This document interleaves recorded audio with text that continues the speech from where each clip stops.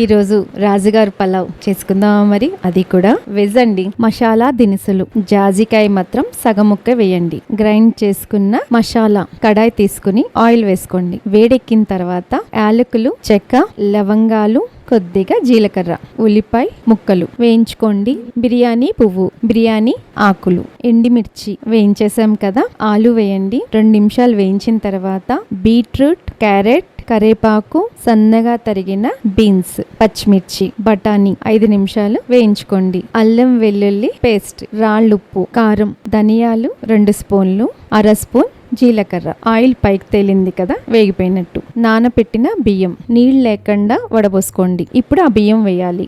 జీడిపప్పుని grind చేసుకుని paste వేయండి. 1 glass water కి 1 స్పూన్ గరం మసాలా వేయాలి. బియ్యం వేయించుకోండి. హాట్ వాటర్ పోయాలి. 1 గ్లాస్ బియ్యానికి 2 గ్లాసులు వాటర్ పోయాలి. మూత పెట్టి మగ్గించండి. కొత్తిమీర వేస్తే ఆ టేస్ట్ వేరు కదా. నెయ్యి వేసుకోండి. స్టవ్ ఆఫ్ చేసేయండి. మగ్గేటప్పుడే సిమ్లో పెట్టండి. మా ఆంటీ చేశారు, చాలా బాగుంటుంది. పెరుగు చట్నీతో తింటే ఇంకా బాగుంటుంది.